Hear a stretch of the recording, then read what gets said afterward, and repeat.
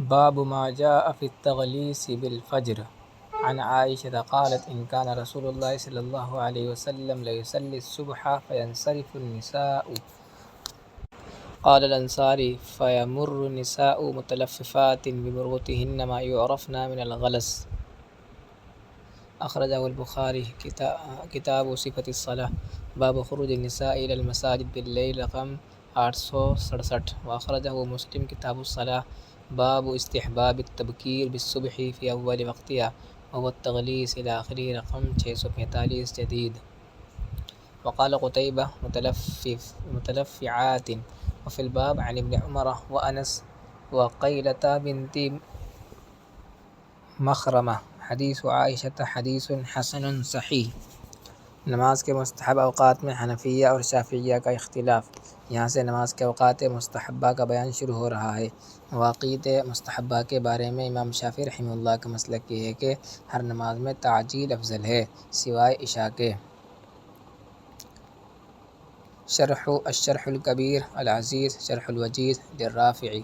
کتاب الصلاة الباب الاول الى آخره. القول فی صلاة الصبح جلد نمبر 1 صفحہ نمبر 378. ونصه تعجیل الصلوات افضل عندنا ويستحب تاخیر العشاء على احد القولین جدید. حنفیہ کے نزدیک ہر نماز میں تاخیر افضل ہے سوائے مغرب کے. مراق الفلاح شرح نور الایضاح للشرمبلالی. احکام الصلاة صفحہ نمبر 74. ونصه ويستحب الإسفار بالفجر للرجال والإبراد بالظهر في الصيف وتعجيله في الشتاء إلا في يوم غيم ويؤخر فيه وتأخير العصر ما لم تتغير الشمس وتعجيله في يوم الغيم وتعجيل المغرب إلا في يوم غيم فتؤخر فيه وتأخير العشاء إلى ثلث الليل وتعجيله في الغيم وتأخير الوتر إلى آخر الليل لمن يثق بالانتباه جديد. قوله كان رسول الله صلی اللہ علیہ وسلم لیصلی الصبح فینصرف النساء متلففات. بعض روایتوں میں یہاں متلفعات آیا ہے. صحیح البخاری کتاب مواقیت الصلاة باب وقت الفجر رقم 578. ونصو کن نساء المؤمنات یشہدن مع رسول اللہ صلی اللہ علیہ وسلم صلاة الفجر متلفعات بمروطہن. رشید اشرف سیفی رحمہ اللہ. دونوں کے معنی ایک ہیں یعنی چادر اوڑھنا. تلففہ لفافہ سے نکلا ہے اور تلفع نفاع سے دونوں کے معنی چادر کے ہیں. جمہرۃ اللغہ لابن درید الازدی. باب العین والفاء جلد نمبر 2 صفحہ نمبر 937. ونصه اللفاء الملحفۃ او الکساء. وفی القاموس المحیط لفیروز آبادی. باب الفاء فصل اللام صفحہ نمبر 853. ونصه واللفافہ بالکسر ما یلف به علی الرجل وغیرها جمع لفائف جدید. البتہ بعض حضرات نے یہ فرق بیان کیا ہے کہ لفاع اس چادر کو کہتے ہیں جس سے سر ڈھک جائے اور لفافہ اس کو کہتے ہیں جس سے سر نہ ڈھکے. مشارق الانوار لعیاض الیحصبی جلد نمبر 1 صفحہ نمبر 361. ونصه التلفع يستعمل في الالتحاف مع تغلیۃ الرأس والتلفف قریب منه لكن ليس فيه تغطیۃ الراس جدید. قوله بمروطہن یہ مرت کی جمع ہے اس کے معنی بھی چادر کے ہیں. قوله ما يعرفن من الغلس. غلس کے لغوی معنی ہے ظلمۃ اللیل کے اور اس کا اطلاق اس اندھیرے پر بھی ہوتا ہے جو طلوع فجر کے بعد کچھ دیر تک چھایا رہتا ہے. یہاں وہی اندھیرا مراد ہے. تہذیب اللغہ للازہری. ابواب الغین والسین جلد نمبر 8 صفحہ نمبر 69. ونصو غلس قال اللیث الغلس الظلام من آخر اللیل. قلت الغلس اول الصبح الصادق المنتشر فی الآفاق جدید. تغلیس یا اسفار کی افضلیت میں فقہا کے اقوال. اس حدیث سے استدلال کر کے امام مالک، امام شافعی، امام احمد، امام اسحاق رحمہم اللہ یہ فرماتے ہیں کہ فجر میں تغلیس افضل ہے. بدایۃ المجتہد لابن رشد المالکی کتاب الصلاة الباب الاول فی معرفت اوقات الصلاة جلد نمبر 1 صفحہ نمبر 105. ونصه وذهب مالک والشافعی واصحابہ واحمد بن حنبل الی ان التغلیس بها افضل. وفی الحاوی الکبیر للماوردی الشافعی کتاب الصلاۃ جلد نمبر 2 صفحہ نمبر 64 ونصه اما الصبح فیعجلها فی الاحوال کلیہا وهو افضل. وفی الکافی لابن قدامہ الحنبلی باب اوقات الصلوات جلد نمبر 1 صفحہ نمبر 192 ونصه ثم الفجر واول وقتها اذا طلع الفجر الثانی بغیر خلاف والافضل تعجیلها. وفی قوت المغتزل السیوطی ابواب الصلاۃ جلد نمبر 1 صفحہ نمبر 101 تحت الرقم 153 ونصه وبه يقول الشافعي وأحمد وإسحاق يستحبون التغلیظ بصلاة الفجر جدید. لیکن حنفیہ کا مسلک یہ ہے کہ فجر میں اسفار افضل ہے. البتہ امام محمد رحمہ اللہ سے ایک روایت یہ بھی ہے کہ غلس میں ابتدا کر کے اسفار میں ختم کرنا افضل ہے. فیض الباری للکشمیری کتاب مواقیت الصلاۃ باب وقت الفجر جلد نمبر 2 صفحہ نمبر 175 ونصه واعلم ان الخلاف فيه بيننا وبين الشافعي رحمه الله تعالى في الاستحباب دون الجواز فمذهبنا على ما يعلم من كلام الطحاوي ان يشرع بغلس ثم يسفر بها بالإطالة وهو مذهب محمد وأبي يوسف رحمهم الله تعالى كما يستفاد من كتاب الحجج. وصرح الطحاوي أنه قول أبي حنيفة وأبي يوسف ومحمد بن حسن رحمهم الله تعالى ولم يذكر بينهم خلافا. ثم وجدت في كتب أركان النقل أنه مذهب محمد رحمه الله فقط ومذهب الشيخين أفضلية الإسفار بداية ونهاية وحد الإسفار عندنا أن يفرغ عنها وقد بقي عليها من الوقت ما لو أعاد فيه صلاته لعارض وسعه قبل الطلوع مع رعاية السنن. حنفیہ کی طرف سے حدیث باب کی توجیہ. حدیث باب کا جواب حنفیہ کی طرف سے یہ دیا گیا ہے کہ در حقیقت لفظ من الغلس حضرت عائشہ رضی اللہ تعالیٰ عنہ کا لفظ نہیں ہے بلکہ ان کا قول ما یعرفنا پر ختم ہو گیا اور ان کا منشا یہ تھا کہ عورتیں چادروں میں لپٹی ہوئی آتی تھی اس لیے انہیں کوئی پہچانتا نہیں تھا. کسی راوی نے یہ سمجھا کہ نہ پہچاننے کا سبب اندھیرا تھا اس لیے اس نے من الغلس کا لفظ بڑھا دیا گویا یہ ادراج من الراوی ہے. اس کی دلیل یہ ہے کہ یہی روایت ابن ماجہ باب وقت صلاۃ الفجر کے تحت بسند صحیح ان الفاظ کے ساتھ وارد ہوئی ہے کہ قال حدثنا ابو بکر ابن ابی شیبہ قال حدثنا سفیان بن عیینہ عن الزہری عن عروہ عن عائشہ قالت كنا نساء المؤمنات يصلين مع النبي صلى الله عليه وسلم صلاة الصبح ثم يرجعن إلى أهلهن فلا يعرفن أحد تعني من الغلس. اخرجہ ابن ماجہ کتاب الصلاۃ باب وقت صلاۃ الفجر رقم 669 جدید. اس میں لفظ تعنی صاف بتلا رہا ہے کہ یہ راوی کا اپنا گمان ہے. نیز بعض ائمہ مثلا امام طحاوی رحمہ اللہ نے یہ روایت ان الفاظ کے ساتھ نقل کی ہے. عن عائشہ قالت كنا نساء من المؤمنات يصلين مع رسول الله صلی اللہ علیہ وسلم صلاة الصبح متلفعات بمروطهن ثم يرجعن إلى أهلهن وما يعرفهن أحد. اخرجہ الطحاوی فی شرح معانی الآثار کتاب الصلاۃ باب الوقت الذي يصلي فيه الفجر الى آخری رقم 1047 رشید اشرف سیفی رحمہ اللہ. اس میں لفظ من الغلس بالکل نہیں ہے. یہ اس بات کی واضح دلیل ہے کہ یہ لفظ مدرج من الراوی ہے جو حجت نہیں اور اگر بفرض محال صرف عدم معرفت سے استدلال کیا جائے تو اس کا جواب یہ ہے کہ یہ عدم معرفت چادروں کی وجہ سے تھی نہ کہ اندھیرے کی وجہ سے.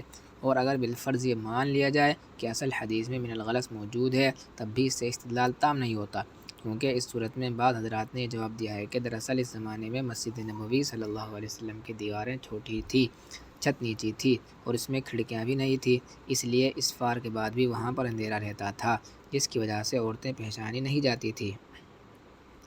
مرقات المفاتح لملا علی قاری کتاب الصلاۃ باب تعجیل الصلوات جلد نمبر 2 صفحہ نمبر 530 ونصه وقيل من غلس المسجد أي من أجل ظلمته وعدم إسفاره لأنه ما كان يظهر النور. وراجع للتفسير معارف السنن للبنور باب ما جاء في التغليس بالفجر جلد نمبر 2 صفحہ نمبر 39 جدید. شافعیہ کا دوسرا استدلال اور حنفیہ کا جواب.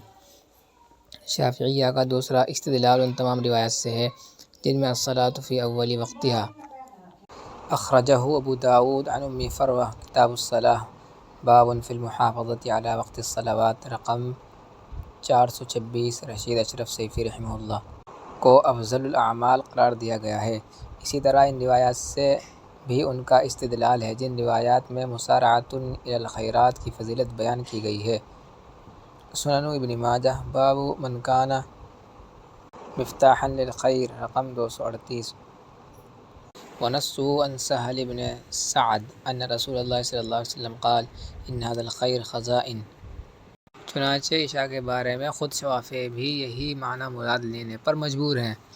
بذل المجہود للسہارنپوری کتاب الصلاة باب فی وقت الصبح جلد نمبر 3 صفحہ نمبر 92. ونصه وأما الجواب عما احتجوا بها فنقول بها في بعض الصلوات على ما نذكر، لكن قامت الدلائل في بعضها على أن التأخير أفضل المصلحة وجدت في التأخير، ولهذا قال الشافعي بتأخير العشاء إلى ثلث الليل لئلا يقع في السمر بعد العشاء.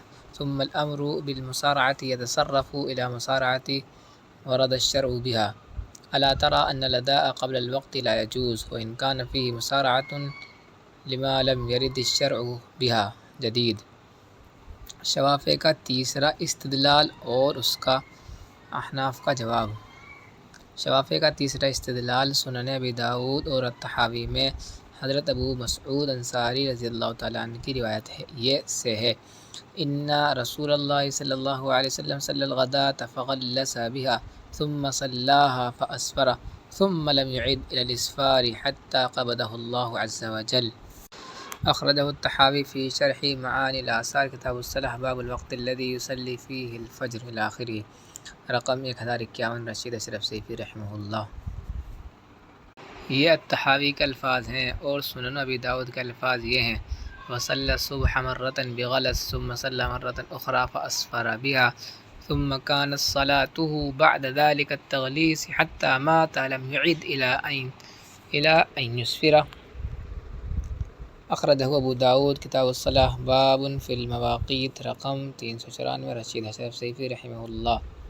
اس کا جواب یہ ہے کہ دراصل یہ ایک طویل حدیث کا ٹکڑا ہے اور اس کے مواقیت والے حصے کو خود امام ابو داؤد رحمہ اللہ نے معلول قرار دیا ہے اور وجہ یہ بیان کی ہے کہ اس حدیث کو امام زہری رحمہ اللہ سے اسامہ ابن زید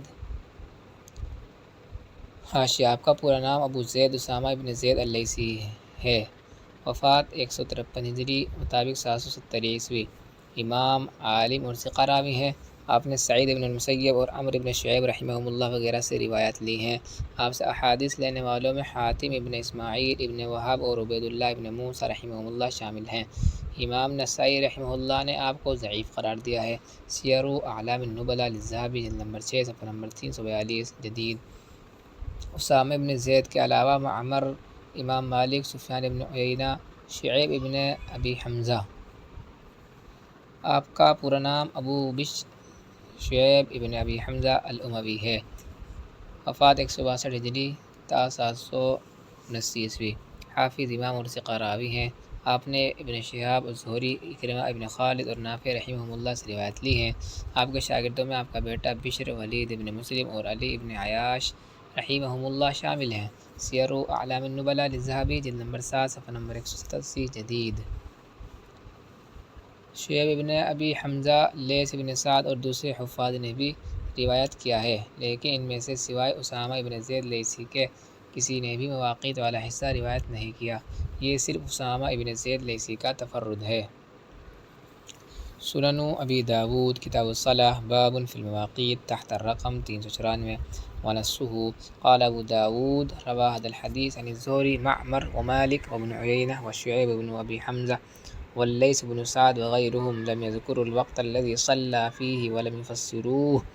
وفي صحيح ابن خزيمة كتاب الصلاة باب كراهة تسمية صلاة العشاء عتمة تحت الرقم 352. ونصه قال أبو بكر هذه الزيادة لم يقلها أحد غير أسامة بن زيد. وفي فتح الباري لابن حجر العسقلاني كتاب مواقيت الصلاة جلد نمبر 2 صفحہ نمبر 6. ونصه وذكر أبو داود أن أسامة بن زيد تفرد بتفسير الأوقات فيه. رشید اشرف سیفی رحمہ اللہ اور زیادت. لہٰذا ان کی یہ روایت دوسرے ائمہ کی روایت کے مقابلے میں معلول ہے، کیونکہ اسامہ ابن زید کو ثقہ بھی مان لیا جائے تب بھی دوسرے روات ان سے زیادہ اوثق ہیں. معارف السنن للبنوری باب ما جاء في الاسفار في الفجر جلد نمبر 2 صفحہ نمبر 43. ونصه وبالجملة فهناك مخالفة الثقة لرواية من هو أوثق منه، وإن سلمنا أنه ثقة فلم يكن من زيادة ثقة من بين الثقات. جدید اس کے علاوہ اسی حدیث میں ظہر کی نماز کے بارے میں یہ وارد ہے ربما اخرها الظہر اذا اشتد الحر۔ سنن ابی داود کتاب الصلاۃ باب فی المواقیت رقم 394 رشید اشرف صیفی رحمہ اللہ۔ حالانکہ امام شافعی رحمہ اللہ اسے تسلیم نہیں کرتے، لہذا حنفیہ کے صریح اور صحیح مستدلات کے مقابلے میں یہ روایت حجت نہیں ہو سکتی۔ شوافع کا چوتھا استدلال اور اس کا جواب۔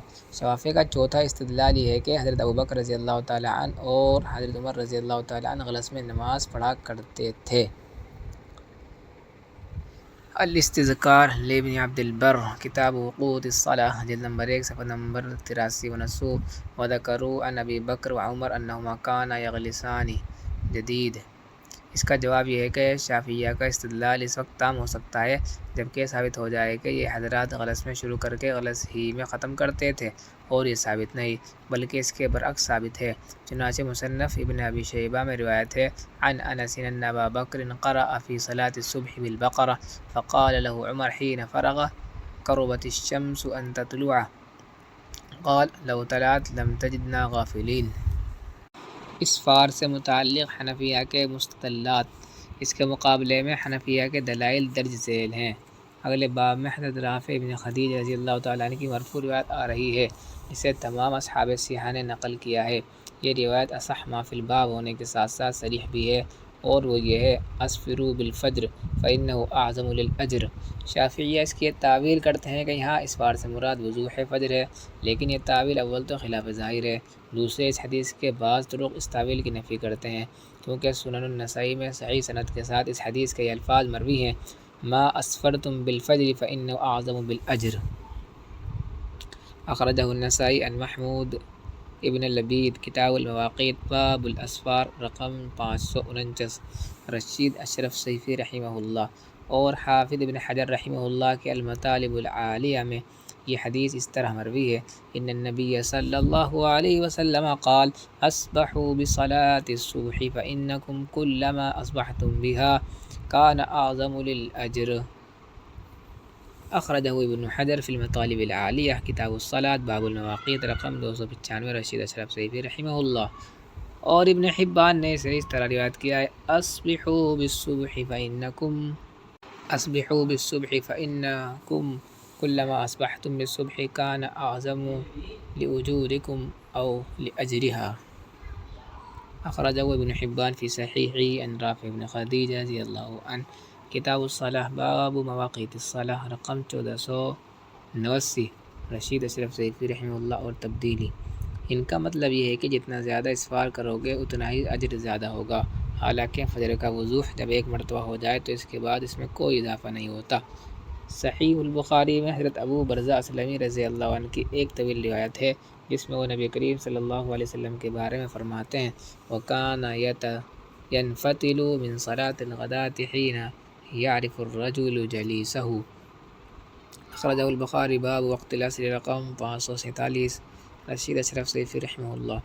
واضح رہے کہ مسجد نبوی کی دیواریں چھوٹی تھی اور چھت نیچی تھی، لہذا اس کے اندر اپنے ہمنشین کو پہچاننا اسی وقت ممکن تھا جب باہر اسفار ہو چکا ہو۔ فتح القدیر لابن الحمام کتاب الصلاۃ باب المواقیت فصل یستحب الاسفار بالفجر جلد نمبر 1 صفحہ نمبر 226 ونسو فالاولی حمل التغلیظ على غلس داخل المسجد لأن حجرتها رضی اللہ عنہا كانت فيه وكان سقفه عريشا مقاربا ونحن نشاهد الآن أنه يظن قيام الغلس داخل المسجد وأن سحنه قد انتشر فيه ضوء الفجر وهو الإسفار جديد۔ المعجم الطبرانی اور مسند ابن ابی شیبہ وغیرہ میں روایت ہے کہ حضرت صلی اللہ علیہ وسلم نے حضرت بلال رضی اللہ تعالیٰ عنہ سے فرمایا نور بصلاة الصبح بقدر ما يبصر القوم مواقع نبلكم۔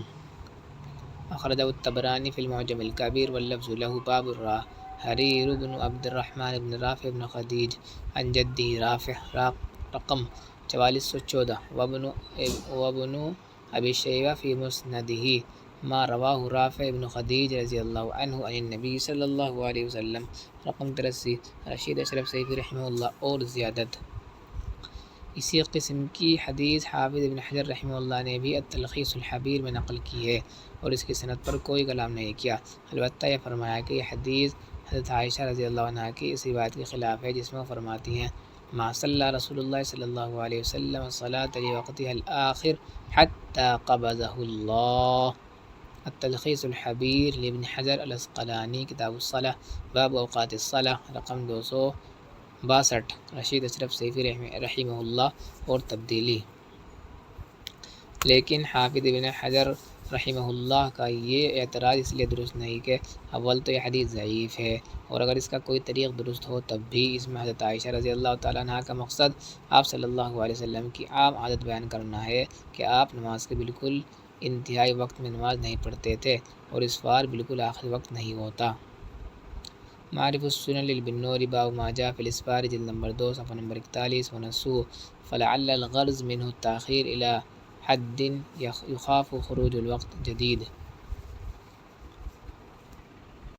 شیخین نے حضرت عبداللہ بن مسعود رضی اللہ تعالیٰ عنہ کی روایت کی تخریج کی ہے جسے ابو داؤد رحمہ اللہ نے بھی ذکر کیا ہے، جس میں حضرت ابن مسعود رضی اللہ تعالیٰ عنہ فرماتے ہیں ما رأیت رسول اللہ صلی اللہ علیہ وسلم صلی صلاة الا لوقتها الا بجمع ای المزدلفہ فإنه جمع بین المغرب والعشاء بجمع وصلى صلاة الصبح من الغد قبل وقتها۔ اخرجہ ابو داؤد کتاب المناسک باب الصلاۃ بجمع رقم 1934 رشید اشرف سیفی رحمہ اللہ۔ یہاں قبل وقتها سے مراد بالاتفاق قبل وقتها المعتاد ہے اور یہ ثابت ہے کہ مزدلفہ کی صبح کو آپ صلی اللہ علیہ وسلم نے نماز فجر غلس میں ادا کی تھی۔ حضرت ابن مسعود رضی اللہ تعالیٰ عنہ اس کو وقت معتاد سے پہلے قرار دے رہے ہیں، جس سے معلوم ہوا کہ آپ صلی اللہ علیہ وسلم کی عادت اس بار میں نماز پڑھنے کی تھی۔ مرقات المفاتح لملا علی قاری کتاب المناسک باب الدفع من عرفہ والمزدلفہ جلد نمبر 5 صفحہ نمبر 1808 تحت الرقم 2608 ونسو قبل میقاتها ای بغلس قبل وقتها المعتاد وهو الاسفار جدید۔ امام طحاوی رحمہ اللہ نے حضرت ابراہیم نخعی رحمہ اللہ کا یہ قول نقل کیا ہے مجتمع اصحاب محمد صلی اللہ علیہ وسلم على شیء مجتمعوا على التنویر۔ شرح معانی الآثار للطحاوی کتاب الصلاۃ باب الوقت الذي يصلي فيه الفجر رقم 1097 رشید اشرف سیفی رحمہ اللہ۔ حنفیہ کی ایک وجہ ترجیح یہ بھی ہے کہ ان کے مستدلات قولی بھی ہیں اور فعلی بھی، بخلاف شوافیہ کے مستدلات کے کہ وہ صرف فعلی ہیں جبکہ قولی حدیث راجح ہوتی ہے۔ العرف الشذیل الکشمیری باب الصلاۃ باب ما جاء فی الاسفار بالفجر جلد نمبر 1 صفحہ نمبر 176 ونسوه والحدیث القولی مقدم ای اسفروا بالفجر فإنه اعظم جدید۔ اسفار اور تغلیظ کی احادیث میں رفع تعرض۔ حضرت شاہ صاحب رحمہ اللہ نے اسفار اور تغلیظ کے باب میں تعرض حدیث کے رفع کا ایک طریقہ اختیار کیا ہے کہ وہ فرماتے ہیں کہ اصل حکم تو یہی ہے کہ اسفار افضل ہے، چنانچہ آپ صلی اللہ علیہ وسلم نے اپنی قولی روایت میں جو حضرت رافع رضی اللہ تعالیٰ عنہ سے مروی ہے اس کا حکم دیا ہے، لیکن عملاً آپ نے غلس میں بھی بکثرت نماز پڑھی ہے اور اس کی وجہ یہ تھی کہ تقریباً تمام صحابہ نماز تہجد کے عادی تھے اور جہاں متہجدین کی اتنی کثرت ہو وہاں ان کی سہولت کی خاطر تغلیظ ہی بہتر ہوتی ہے، جیسا کہ خود حنفیہ کے نزدیک رمضان میں تغلیظ بہتر ہے، اس لیے کہ اگر غلس میں جماعت کا اجتماع ہو جائے یا غلس کی صورت میں نمازیوں کی تعداد زیادہ رہتی ہو اس وقت احناف بھی تغلیظ کی افضلیت کے قائل ہیں، لہٰذا آپ صلی اللہ علیہ وسلم کا عمل اسی خصوصی عمل یعنی صلاۃ تہجد کی بنا پر زیادہ تر تغلیظ رہا، لیکن جہاں پر یہ وجہ موجود نہ ہو وہاں پر اصل حکم اسفار لوٹ آئے گا۔ فیض الباری للکشمیری کتاب مواقیت الصلاۃ باب وقت الفجر جلد نمبر 2 صفحہ نمبر 177 ونسوه والذي يظهر أن العمل في عهد النبي صلى الله عليه وسلم كان على التغليظ ولا يجب أن يكون بقدر ما رامه الشافعي رحمهم الله تعالى مع أن الزمان إذ ذاك كان زمان الشدة في العمل والناس كانوا يتقيدون بصلاة الليل فلم تكن الجماعة تختل بالتغليظ ثم إذا نشأ الإسلام وكثر المسلمون فلو اجتمع الناس اليوم أيضا في التغليظ لقلنا به أيضا جديد۔